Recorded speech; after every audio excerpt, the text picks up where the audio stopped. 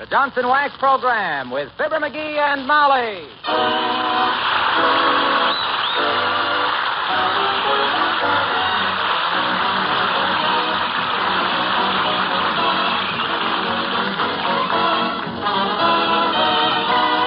The makers of Johnson's Wax products for home and industry present Fibber, Mcgee, and Molly with Bill Thompson, Gail Gordon, Arthur Q. Bryan, and me, Harlow Wilcox. The script is by Don Quinn and Phil Leslie. The music by the Kingsmen and Billy Mills Orchestra.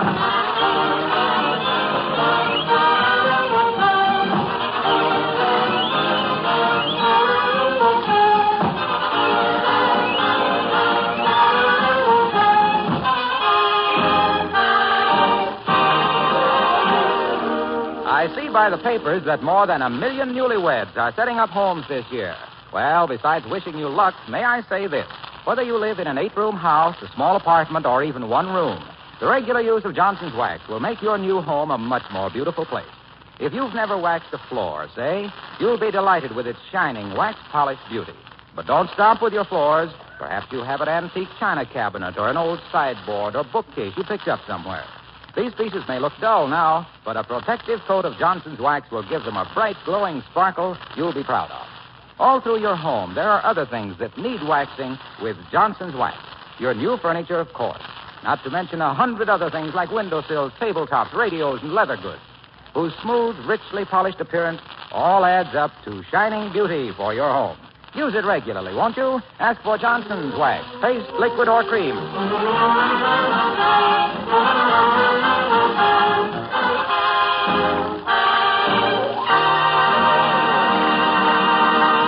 When a woman sees her so-called better half coming dashing up the front walk, hatless and wild-eyed, a newspaper in his hand, she can be safe in assuming that something has popped or is about to. That's the situation right now at 79 Wistful Vista as we join Fibber, Mcgee, and Molly.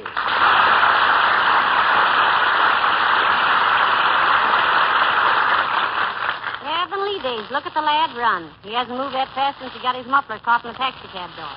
I wonder what... Give me $1, quick. This is the last day. Hurry up, kiddo. Give me $1. Get me an envelope. Hurry. Now, calm down, Mcgee. Take it easy. This is the last day for what? Or is it just the last day? It's the last day to send in $1. Hurry up. Give me a $1 bill. Give me an envelope. I got to send Now, wait a minute. Stop hopping around. Count to 10 and then tell Mother. 2, 4, 6, 8, 10. Look. When I saw this ad in the Gazette... Now, Mcgee. Huh? You're approaching the age, dearie, when your blood pressure's entitled to some consideration. Yeah, but... You must learn to take things a little easy. Yeah, but... Now, relax. Nothing is this important. Yeah, but... So you saw an ad in the Gazette. Yeah. You have to send somebody $1 for something. Yeah. Now then, for what? Look, we got to quit stalling around. We're wasting time. This is the last day. This ad says... Wait a minute, I'll show you. Yeah? Here it is. Look. It says, attention, last day. Send $1 to Box 217, Wistful Vista Gazette. Yeah? Well, don't you understand? This is the last day. It says so. Yeah, but what do you get for your $1? Why, you get a... It says it's the last day to... I mean, if we don't... Hey, that's funny. It don't say what it's for. Sweetheart, I never thought I'd have to explain the facts of life to you after all these years. Why, that's a racket. What? It is? Certainly. Didn't you read where they arrested a man for that? No. He just puts his ad in and waits for the gullible to send in their money. Well, what do you know? That's pretty clever, ain't it? Yes. Wish I'd have thought of that. That's my trouble. I'm always on the wrong end of a promotion. Yeah, and I'm glad of it. As it is, the shadiest thing you've ever been in was a picnic grove.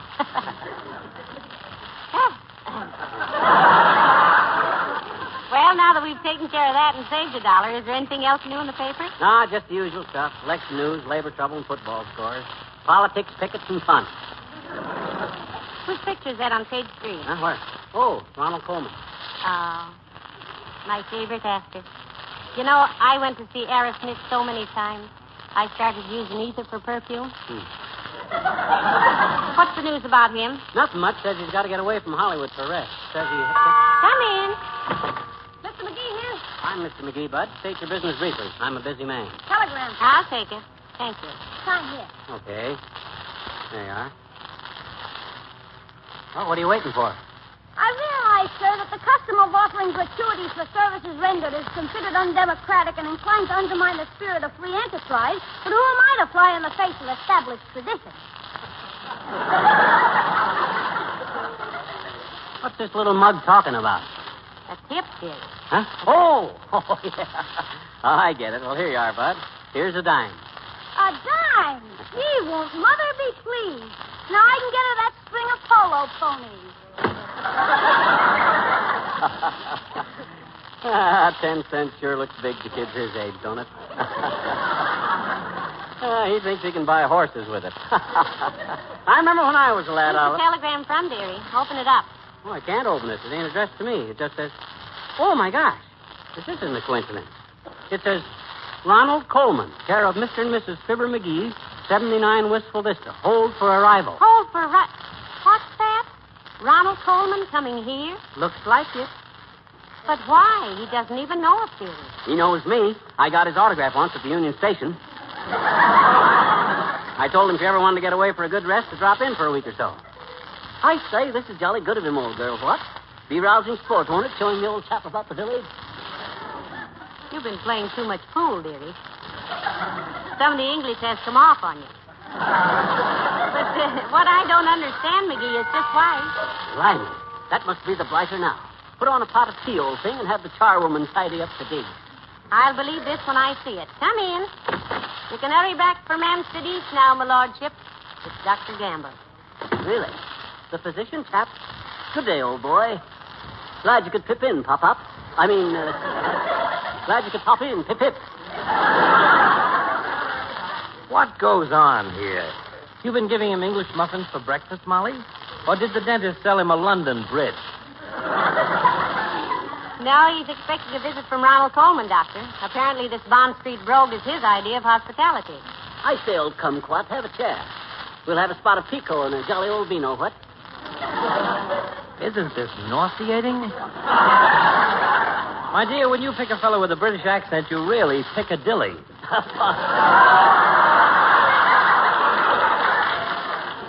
By Jove, old boy, that was a ripper. Piccadilly, he says. Oh, blast me, I shall have to write a letter to the Times. Dearie, you have no idea how awful you sound. Why can't you just be your old corny self?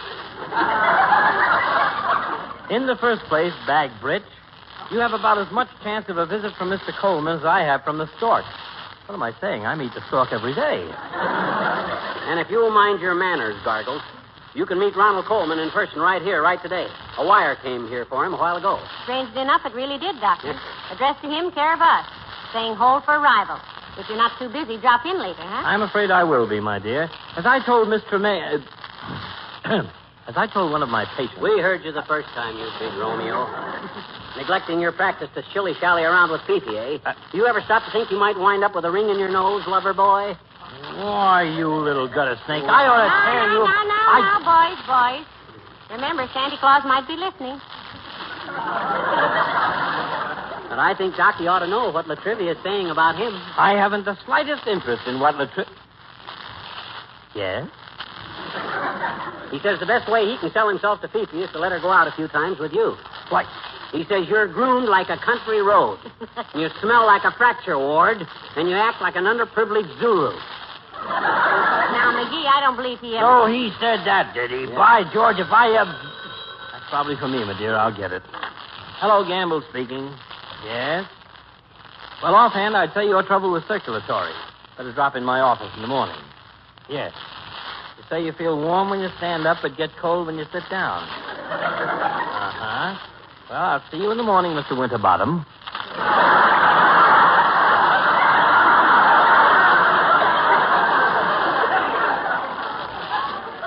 Oh, I say, old rutabaga, must you toddle off? Rather. Have a jolly visit from the cinema chap, won't you? Tally-ho, my dear. And I'll see you next Noel, coward.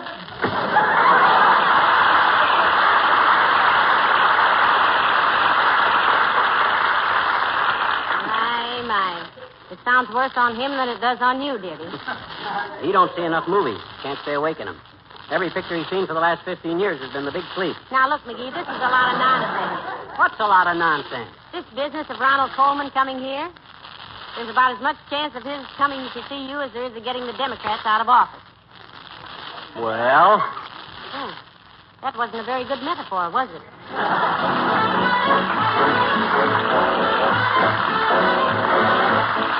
Billy Mills from the orchestra, and Why Does It Get So Late So Early?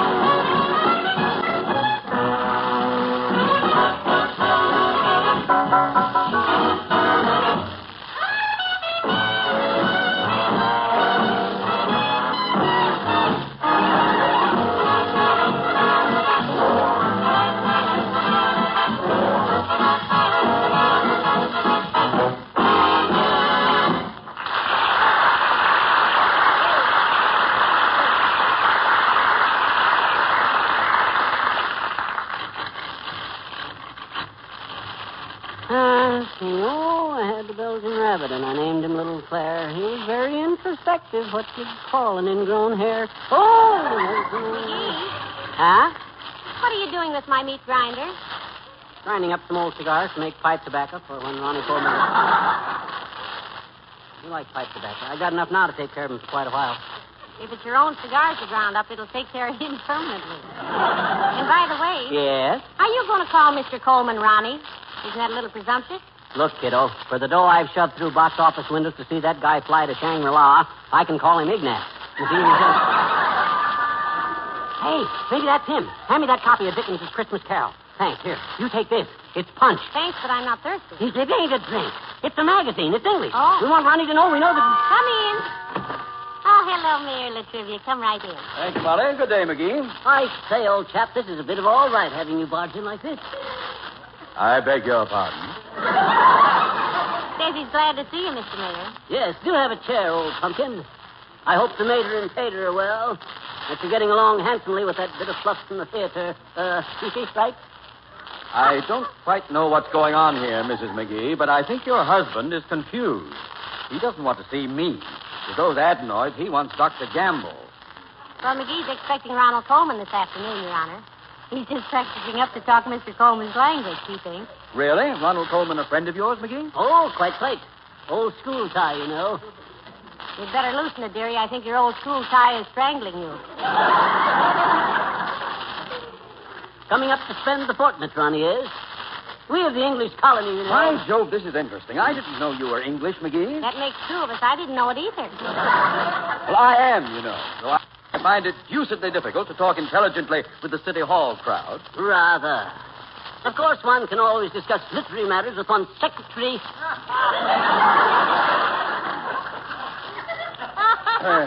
My secretary is absent today, old boy. Her boyfriend's runabout ran out of petrol last night. My goodness. You two sound just like Reginald Gardner and Arthur Treacher.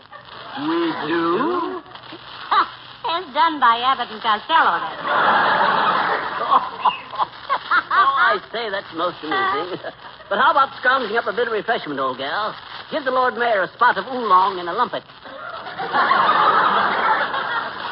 The word is crumpet, dearie. It is? I thought crumpet is what you do to your partner's egg. That's trumpet, McGee. Go on. A trumpet is a bugle with knobs on it. Why should I ask my wife to give you some tea in a bugle? That's ridiculous. Yes, I quite agree. Let's drop the whole thing, McGee. Okay. How's tricks down at the City Hall, Latriv? You stealing much? What? time from your work to see Fifi, I mean. I figured you'd be with her a lot after what Doc Gamble said. You know what he said? Oh, now, McGee, don't start. I'm not the least bit interested in what Dr. Gamble says about Miss Tremaine and myself. Of course not. What did he say? Doc says the best way he can sell himself to Fifi is to let you go out with her a few times. He says you're about as well-groomed as an alley cat. You got an air about you like a livery stable, and you act like an underprivileged buffalo. Oh, he said that, did he? By Jove, McGee, were there any monkeys in your family tree? Not that I know of, but there. Why? Then why do people like you always carry tails?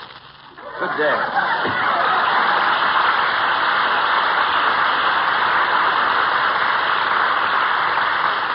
My goodness, dear, if you don't stop needling those men, you're going to wind up in more jams than an ant at a picnic. Well, they need a little needling to keep them on their toes. Hey, I wish I knew what time Ronnie was going to get here. You think I got time to grow a mustache? Frankly, no. But I have an eyebrow pencil. Hello, folks. Am I intruding? Good greetings, old string bean. Hello, Mr. Wilcox. Certainly you're not intruding. Come right in. Jolly good to see you, old tomato. Say, if we have any more visitors, sweetheart, you're going to run out of vegetables. What are you rehearsing for, pal? A bundle for Britain? We're expecting a visit from Ronald Colman, Mr. Wilcox. No kidding. That's great. I've met him. Nice guy and a fine actor. Oh, top hole, old boy. Upper half, top drawer. Bit of all right, what? You know, I don't know how much more of this I can stand, Mr. Wilcox. I'm beginning to think we were on the wrong side at Valley Forge. Hey, what's the paper under your arm, pal? Racing form for Epsom Downs? This copy of Punch, old buffer. Published in London, you know. Rather an old copy, but I thought it might amuse Ron. Ron. Oh, dear. Let me take a look at it, pal. I love old magazines. Well, an interesting back cover on this one. What is it, Mr. Wilcox? The picture of an English kitchen. Bright, shining linoleum floor. Let's see, it says, Bensonby, Ponsonby, Tattersall, and Wheedle take great pride in recommending to their valued trade the regular use of Johnson's self-polishing blow coat for the preservation of their linoleum. Not what I'd call flashy, kid, but It says, Bensonby, Ponsonby, Tattersall, and Wheedle respectfully submit that Johnson's blow coat does a most meritorious service in protecting one's linoleum against scratches, abrasions, dampness, dirt, spills, porridge. Heavenly days, Mr. Wilcox. Oh, he's making that. In addition, Glow Coat has the very excellent capability of drying completely in 20 minutes or less, thus imparting, without necessity of rubbing or buffing, a bright, gleaming finish, optically quite pleasing. Signed, Bensonby, Ponsonby, Tattersall, and Wheedle Limited, polished purveyors by appointment to His Majesty, Richard the Lionhearted. My goodness, old firm, isn't it? Yeah. Well, hey, look, pal, if you do see Ronnie, remember me to him. Where'd you meet him, Mr. Wilcox? Oh, we were going around with the same girl. My gosh, Waxy. Really? Yes. Sure, his wife, Benita. Ooh. We were in a revolving door at the Waldorf. See you later, sir.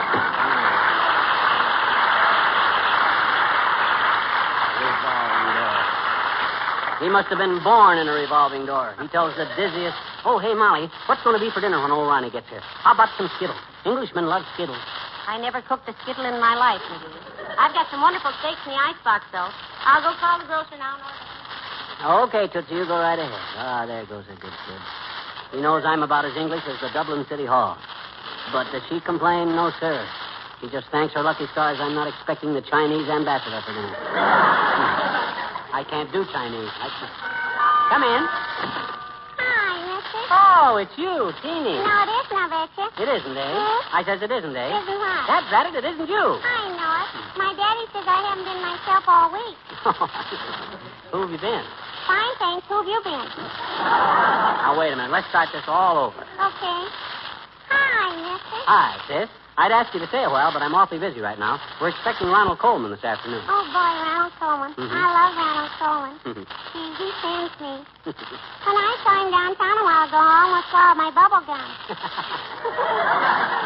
Well, you shouldn't ought to be... Hey, you say you saw him downtown? I did, I betcha. Willie Toops and I were downtown, and we went in the Bontown department store, and I had a lollipop in the oscillator. No. You mean the escalator, sis. Osculate means kiss. Sure, I had a lollipop in my oscillator.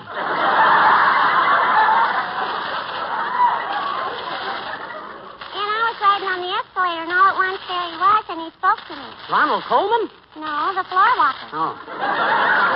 He told me to get off the escalator with my sticky hand. Oh. Look, sis, you said you saw Ronnie Colman. Where'd you see him? You know, my memory's pretty bad, mister. Hmm? Sometimes it takes a quarter to help me. Oh, okay. Here's a quarter. Oh, boy, thanks, mister. Now I can see him again. Huh? He's down at the Bijou in Lost Horizon. Ooh. So long, mister. I still think that kid's a midget.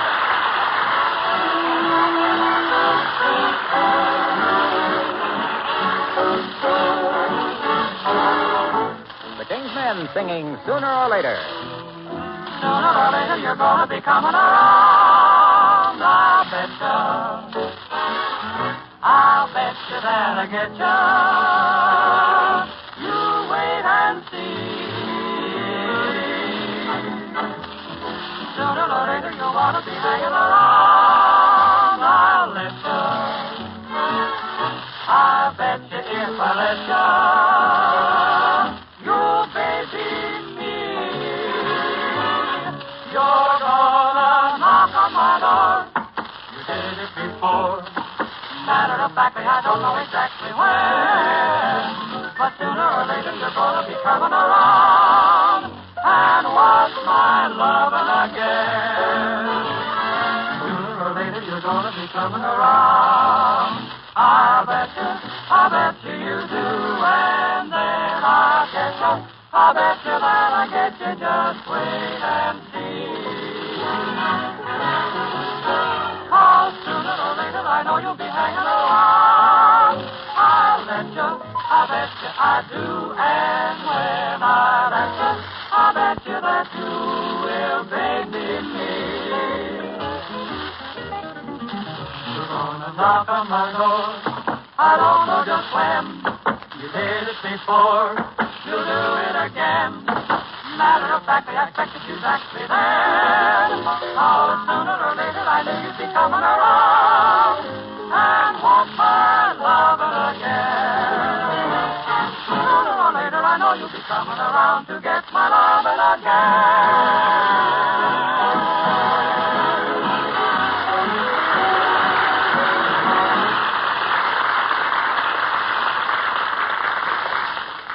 Any word from Mr. Colman yet, McGee? No, not a word. I wish we'd call up or something. Hey, Molly, you know where my old basketball shoes are? Gee whiz, I should have thought of this before. Your basketball. Yeah, I can cut the tops off my basketball shoes and make a swell pair of spats. Englishmen always wear spats. You like that? No, I got to... McGee, no. Huh? You start wearing spats, we'll start having it. And they'll rock the neighborhood. Okay. I just wonder... Who is it, Molly? Who is it? If that's Ronnie, I want to be... Relax, dearie, relax. It's only Officer O'Shea. Uh-oh. Come in. Hello, officer. Do come in. The top of the morning to you, boy. Hi, O'Shea. We'd ask you to sit down, but we're expecting company. Important company. The famous movie star, Mr. Ronald Colman, is coming to visit us, officer, we think. Ronald Colman. You wouldn't be meaning Ronald Reagan now. Him with the devilish glittery eye that has the Colleen standing in line at the door. No. Not Ronald Reagan. Oh, no? Well, what's the matter with a fine Irish lad like Ronald Reagan? Well, nothing, officer, nothing at all. We think he's wonderful. Sure we do. He just don't happen to be coming to see me, that's all.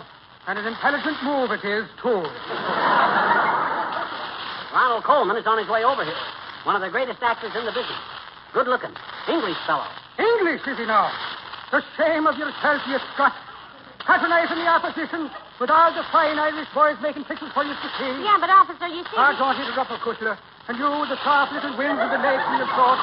Fair melting your age, but you're half an ark of a husband. Look at the cut of him, the small scene. The triumphant loyal sons and daughters of Patrick O'Brien, Maureen O'Hara, Dennis O'Keefe, and that fine brass of a lad, Paul Mahoney.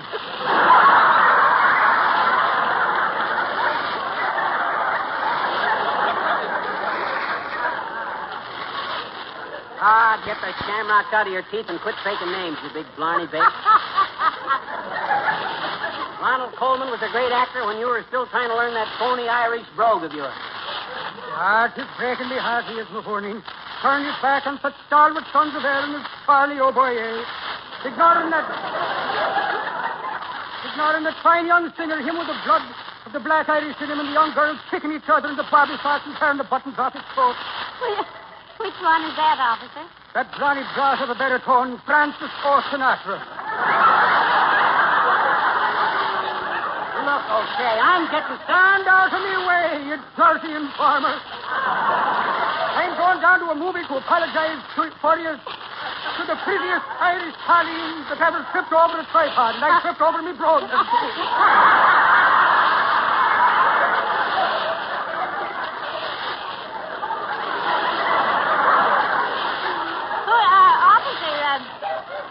Who are you going down to see? That little fair one. Her with the gold of a Colman sunset in her hair and the blue of the lake the Killarney in her eyes. That pretty little colleen, Ingrid O'Bergman. Ingrid O'Bergman. The same. Give me regards to your Ronald Patrick O'Colman, McCushla, and may your cows never go dry.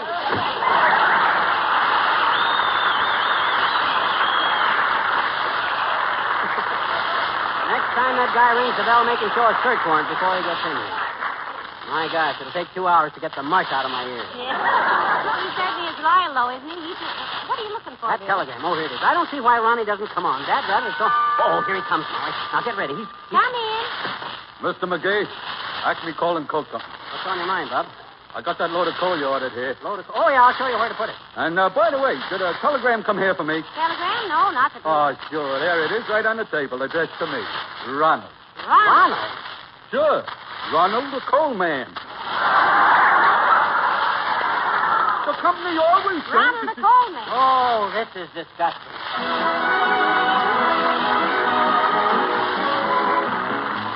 While you were doing the dishes tonight, did you happen to notice your kitchen linoleum was beginning to look a little faded and dull? You know, there's a very simple remedy for that trouble. Johnson's Self-Polishing Glow Coat. Glow Coat requires no rubbing or buffing and very little work on your part. Yet this fine floor polish quickly gives faded linoleum surprising new life and sparkle.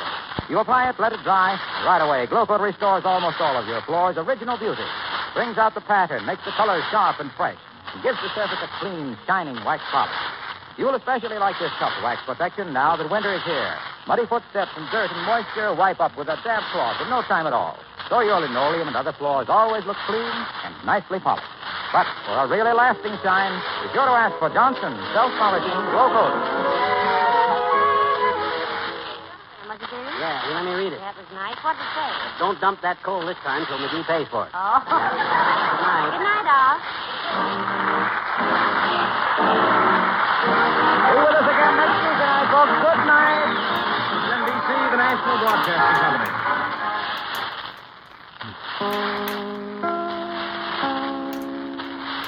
This is Chicago, WMAQ.